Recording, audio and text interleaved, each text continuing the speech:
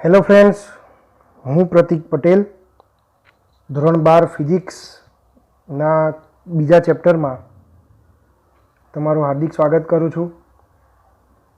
Chapter number 2 સ્થિત વિદ્યુત સ્થિતિમાન અને કેપેસિટન્સમાં આપણે આજે સમસ્થિતિમાન પૃષ્ઠ વિશે ચર્ચા કરવાના છીએ. તો ખાસ કરીને ધ્યાન આપો વિદ્યાર્થી મિત્રો, કોઈ વિદ્યુત ભાર જ્યારે કોઈક સ્થાન ઉપર રહેલો હોય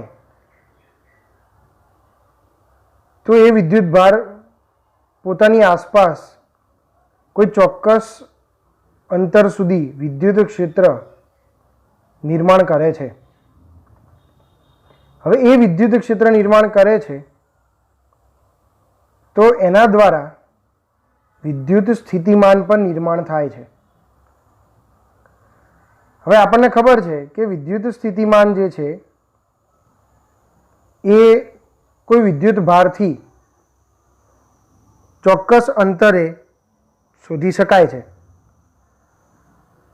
પરંતુ જો આપણે એવું વિચારીએ કે કોઈ વિદ્યુત ભારથી ચોક્કસ અંતરે કેટલાક બિંદુઓ આપણને એવા મળે કે જે બિંદુઓ ઉપર વિદ્યુત સ્થિતિમાન સરખું હોય અને એ બિંદુઓ દ્વારા એક પૃષ્ઠની રચના થતી હોય તો તેવા પૃષ્ઠને આપણે શું કહીશું? સમસ્થિતિમાન પૃષ્ઠ કહીશું. એટલે સૌપ્રથમ આપણે અહીંયા વ્યાખ્યા જોઈએ તો કે જે પૃષ્ઠ પરના બધા જ બિંદુઓ સ્થિતિમાન સમાન થાય તેવા પૃષ્ઠને સમસ્થિતિમાન પૃષ્ઠ કહે છે. ફરીથી, જે પૃષ્ઠ પરના બધા જ બિંદુએ સ્થિતિમાન સમાન થાય તેવા પૃષ્ઠને સમસ્થિતિમાન પૃષ્ઠ કહે છે. હવે આવા સમસ્થિતિમાન પૃષ્ઠ જુદી જુદી રીતે ઉત્પન્ન થઈ શકે અને એ જુદી જુદી રીતે આપણે ચર્ચા કરવાની છે. તો આવા સમસ્થિતિમાન પૃષ્ઠ આપણે કઈ કઈ રીતે મેળવી શકાય, એમાં પહેલો મુદ્દો છે કે કોઈ ચોક્કસ બિંદુવત વિદ્યુત ભાર હોય તો એ બિંદુવત વિદ્યુત ભારના લીધે સમસ્થિતિમાન પૃષ્ઠ કઈ રીતે મળે એની આપણે ચર્ચા કરવી છે. સૌપ્રથમ તો આપણે જોઈએ તો કે બિંદુવત એકલ વિદ્યુત ભાર એટલે કે કોઈ ફક્ત એક જ વિદ્યુત ભાર આપણી પાસે છે તો એ વિદ્યુત ભાર Q થી R જેટલા અંતરે મળતું સ્થિતિમાન આપણને કેટલું મળશે? તો અગાઉ આપણે સૂત્ર લઈ ચૂક્યા છીએ, V is equal to KQ upon R.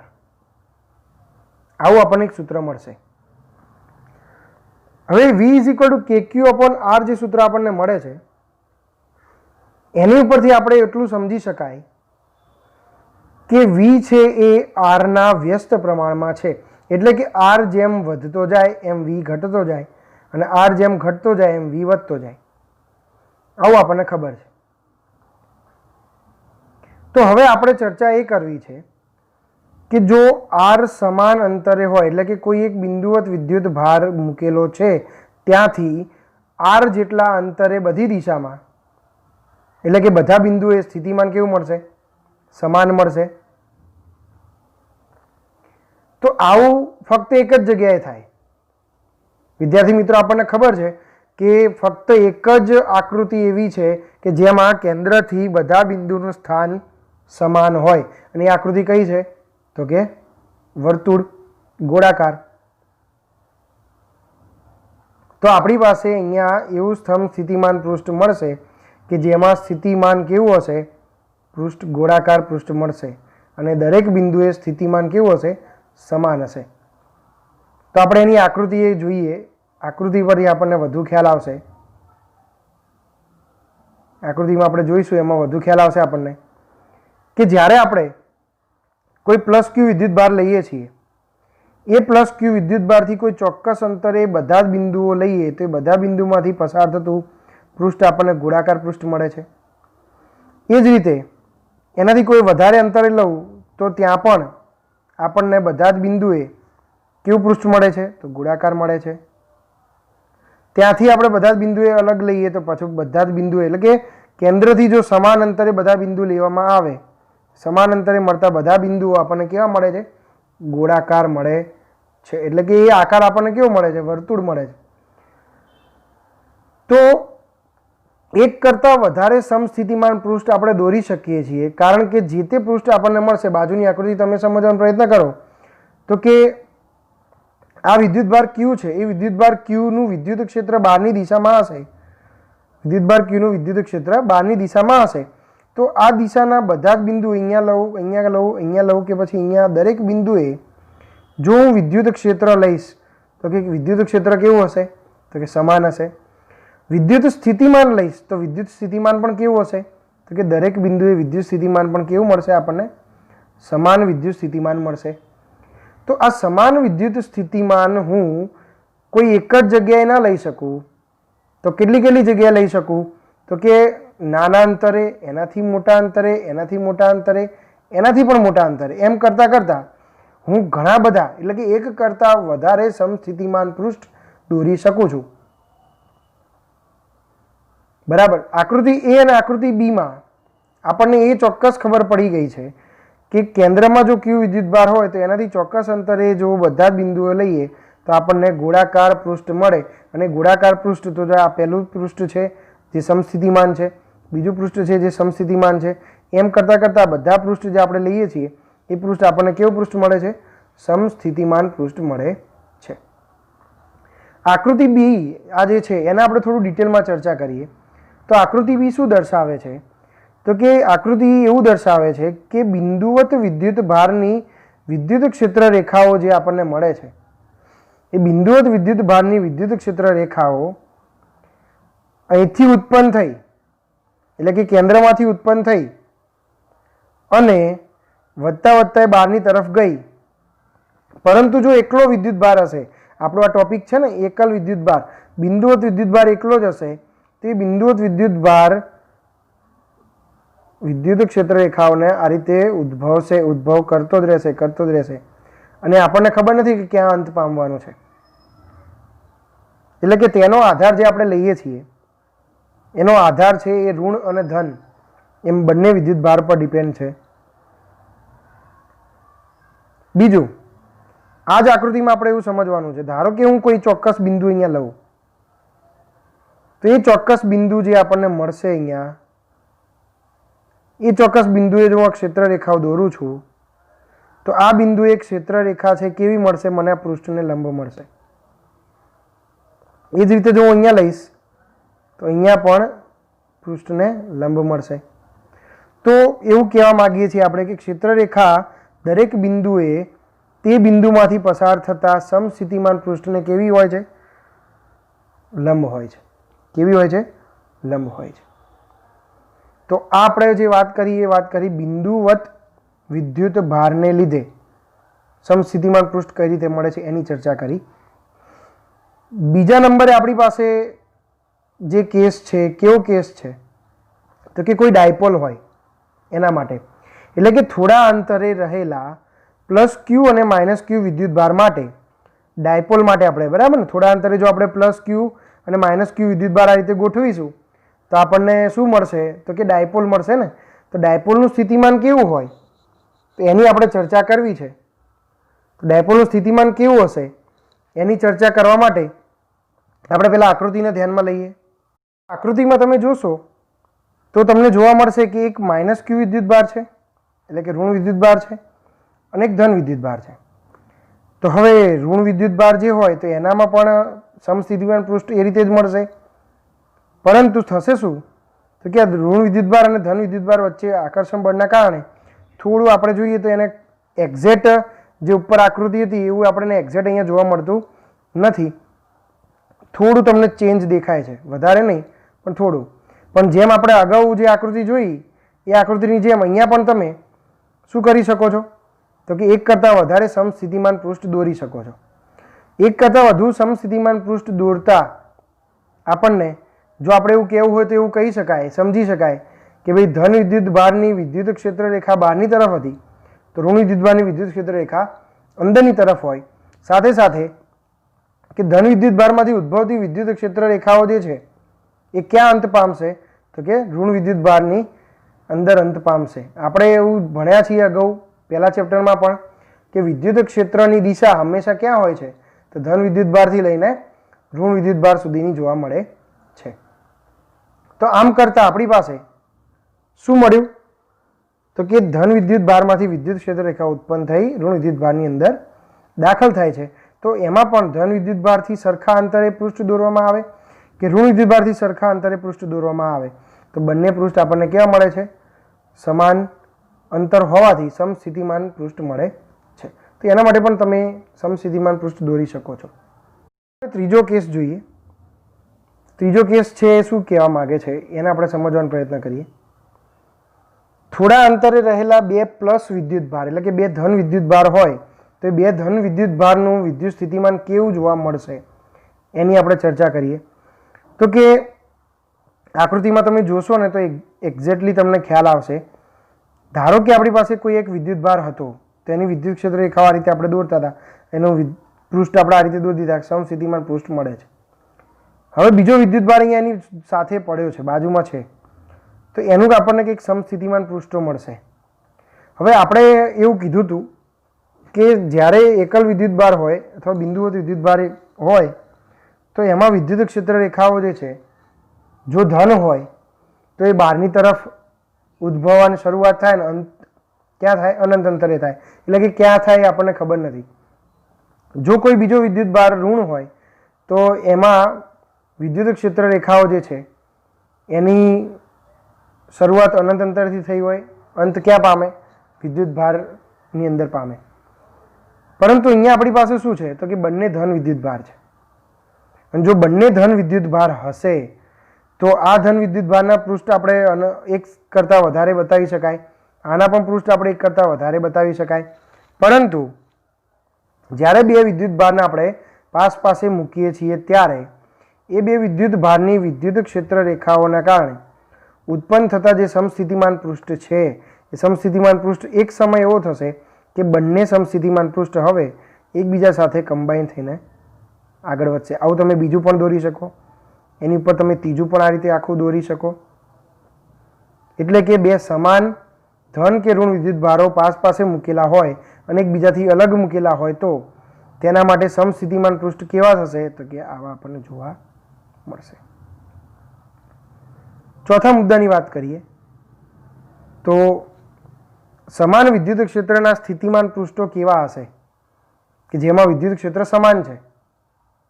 તો સમાન વિદ્યુત ક્ષેત્રના સ્થિતિમાન પૃષ્ઠ આપણે લેવા હોય તો કેવી રીતે લઈ શકાય? તો કે આપણે અલગ અલગ પૃષ્ઠ અહીંયા દોર્યા છે. એ અલગ અલગ પૃષ્ઠ જે આપણે દોર્યા છે એ પૃષ્ઠનું જો જોવા જઈએ તો ગોઠવણી એ રીતે આપણે કરી છે કે જેમાંથી વિદ્યુત ક્ષેત્ર રેખા જે દાખલ થાય છે એટલી જ વિદ્યુત ક્ષેત્ર રેખા બીજામાંથી દાખલ થાય છે, એટલી જ વિદ્યુત ક્ષેત્ર રેખા ત્રીજામાંથી દાખલ થાય છે. એટલે કે પહેલામાંથી જેટલી વિદ્યુત ક્ષેત્ર રેખા દાખલ થઈ એટલી બીજા પૃષ્ઠમાં દાખલ થઈ અને એટલી જ વિદ્યુત ક્ષેત્ર રેખાઓ ત્રીજા પૃષ્ઠમાં દાખલ થઈ. એટલે કે આપણે એવું કહી શકાય કે સમાન વિદ્યુત ક્ષેત્ર ઈ સદિશ એક્સ અક્ષની દિશામાં છે. ધારો કે આપણા આ જે દિશા લીધી છે એને આપણે એક્સ અક્ષ કહીએ, બરાબર, એક્સ અક્ષની દિશામાં કહીએ. તેથી સમસ્થિતિમાન પૃષ્ઠ એક્સ અક્ષને લંબ સમસ્થિતિમાન પૃષ્ઠ આપણે જોઈએ છીએ તો કે કઈ રીતે મળે છે? અને વાયઝેડ સમતલને સમાંતર સમતલો મળે. એટલે આ પૃષ્ઠ કઈ રીતે મળશે? તો એક્સ દિશા આ રીતની છે, એક્સ દિશા આ રીતની છે અને આપણે પૃષ્ઠ એને કેવા મૂકવા પડે છે? પૃષ્ઠ એને લંબ મૂકવા પડે છે. એટલે કે જો આ એક્સ દિશા હોય તો આપણી પાસે જો ત્રિપરિમાણીય પદ્ધતિ છે અને ત્રિપરિમાણીય પદ્ધતિમાં જો આ એક્સ અક્ષ છે અને આપણે વાય કહીએ છીએ અને આપણે ઝેડ કહીએ છીએ તો આપણી પાસે એક્સ અક્ષને લંબ જે પૃષ્ઠ બનશે, એક્સ અક્ષને લંબ જે પૃષ્ઠ બનશે આ રહ્યું,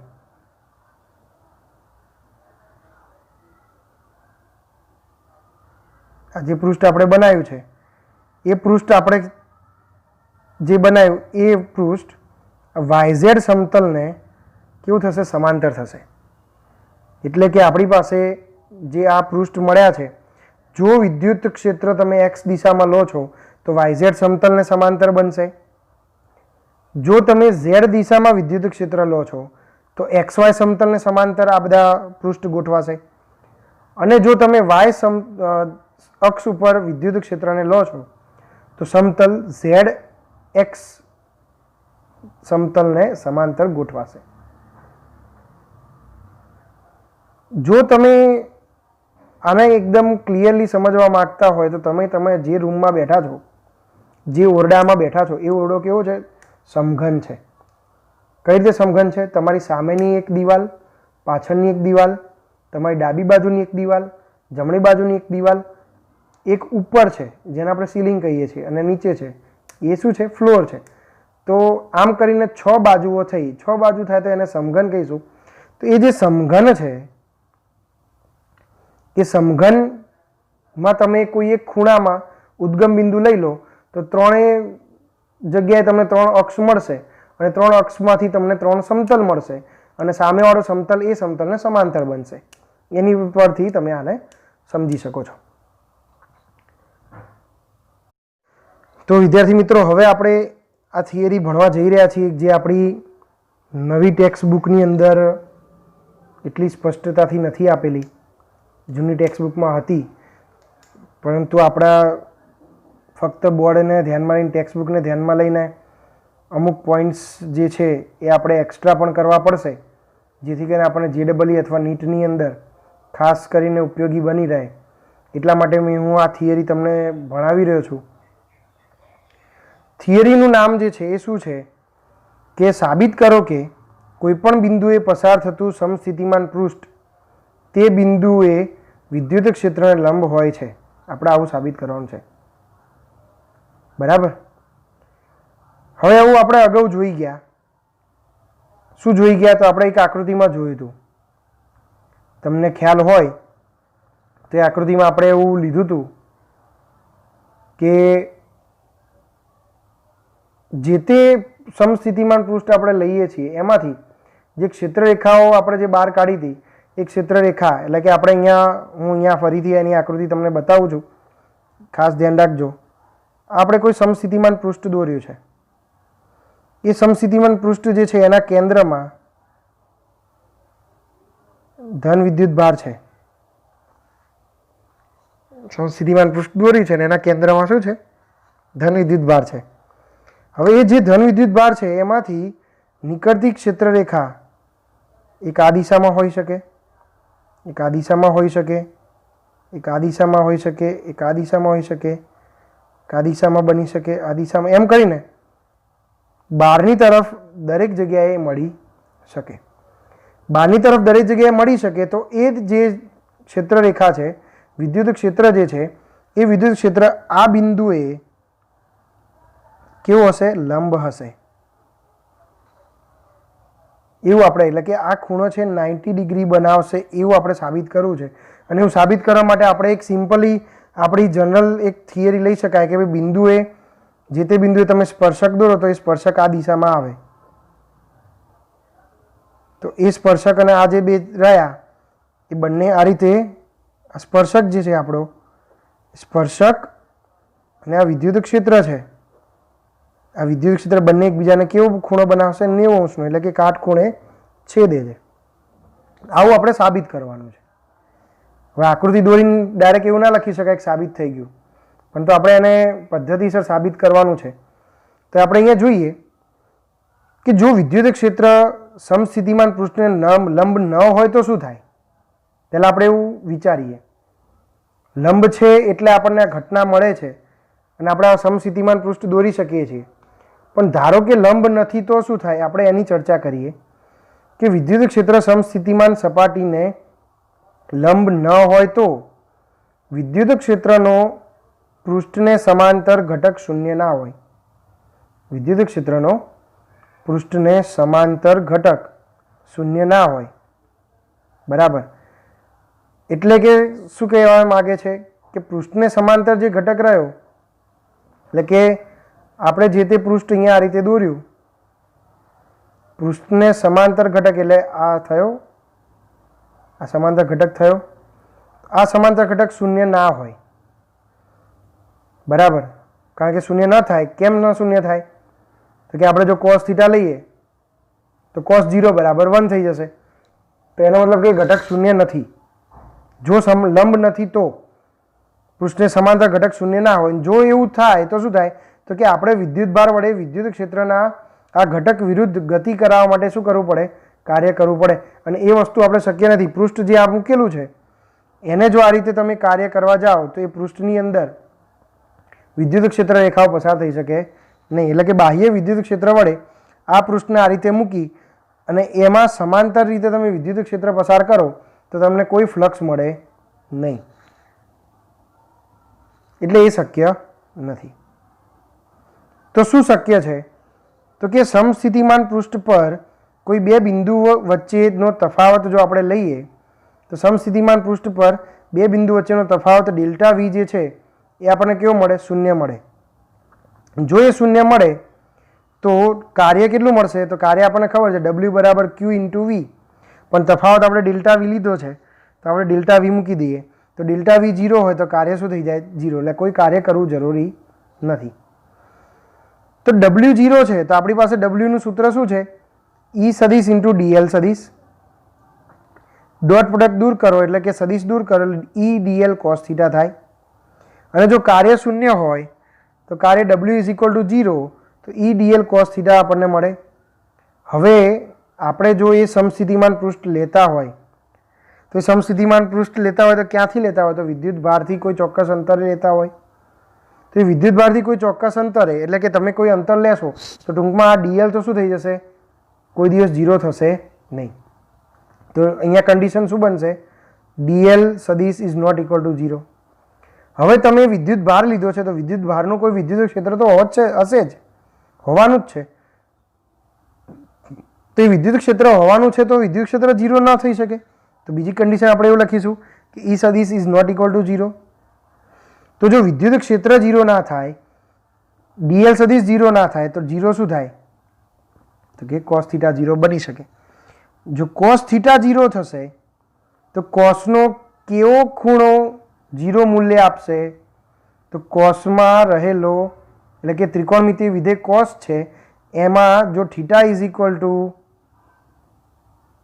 કેટલું હોય, π/2 હોય તો તમને 0 વેલ્યુ મળશે. તેનો મતલબ કે થીટા બરાબર π/2 મળ્યું. તો π/2 ક્યારે મળે, તો વિદ્યુત ક્ષેત્ર સમસ્થિતિમાન પૃષ્ઠને કેવું હશે, દરેક બિંદુએ લંબ હશે અને લંબ હોય તો આપણને શું મળે, π/2. તો વિદ્યાર્થી મિત્રો આપણે આજે જે સમજ્યા છીએ સમસ્થિતિમાન પૃષ્ઠ વિશે. અને સમસ્થિતિમાન પૃષ્ઠ વિશે જે આપણે સમજ્યા એ ખૂબ જ મહત્વની સમજૂતી છે, ખૂબ જ મહત્વની એકદમ સહેલી એક થિયરી છે. એને જે આપણે રેગ્યુલર ચર્ચા કરીએ છીએ એમ ચર્ચા કરવાની છે. ખાસ કરીને જો તમે આ ચેનલને સબસ્ક્રાઈબ ના કરી હોય તો સબસ્ક્રાઈબ કરજો, લાઈક કરજો અને દરેક વિડીયોને એન્ડ સુધી જોવાનું રાખો, કેમ કે તમારા માટે એ બેટર છે. સાથે સાથે તમારા વિદ્યાર્થી મિત્રોને પણ શેર કરજો, એમને પણ જણાવજો કે એને પણ સબસ્ક્રાઈબ કરે, લાઈક કરે અને વિડીયોને એન્ડ સુધી જોવે, જેથી કરીને આપણે ફિઝિક્સને બને તેટલું સહેલું બનાવી શકાય. તમારું કંઈ સજેશન હોય તો તમે કોમેન્ટ બોક્સમાં મૂકી શકો છો અને કોમેન્ટ કરીને સજેશન આપી શકો છો. Thank you.